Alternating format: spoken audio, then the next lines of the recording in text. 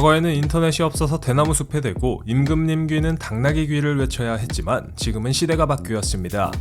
누구나 제프 베조스 대머리 그리고 악덕업주 나 꼬우면 너네도 하든가를 손가락으로 자유롭게 외칠 수 있는 시대죠.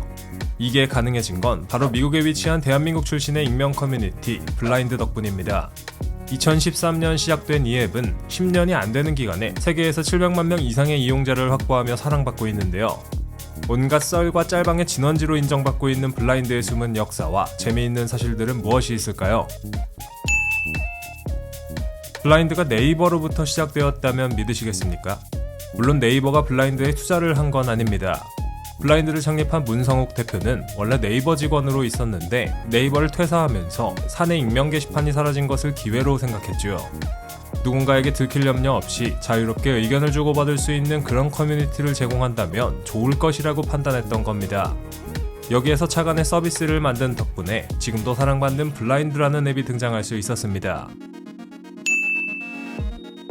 블라인드에 최초로 가입한 직원들의 회사는 말할 것도 없이 네이버입니다. 창업자가 네이버 출신인데 무슨 설명이 더 필요할까요?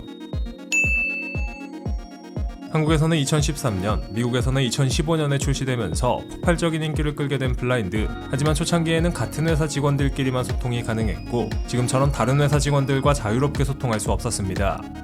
1년에 몇 번씩만 이런 서비스가 가능했죠. 현재는 서비스 개선으로 인해 모두가 편해진 대표적인 사례가 아닐까 싶습니다. 블라인드 직원도 그리고 대표의 며느리도 글을 쓰는 사람이 누구인지 모른다고 할 만큼 블라인드는 익명성 보장에 철저합니다. 한국인들이 창립했고 처음에는 한국법인으로 시작되었지만 미국에 본사를 두고 있는 것도 이용자들의 개인정보 보호를 확실히 하기 위해서라는 의견이 많습니다. LH 사태 때 글을 썼던 직원도 경찰이 결국 데이터를 제공받지 못해 찾아내지 못했죠.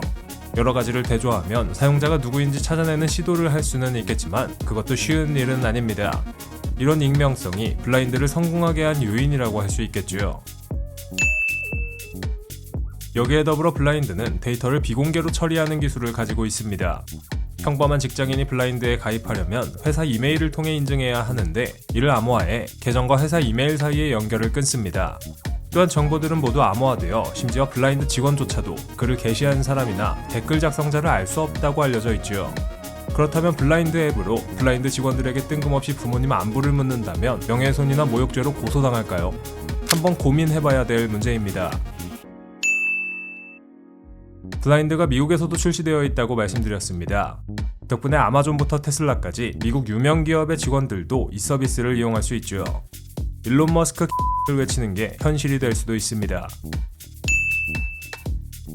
이렇게 철저한 익명성 덕택에 매일같이 블라인드에서 임금님 귀는 당나귀 귀를 외치는 사람들이 늘어나고 있습니다.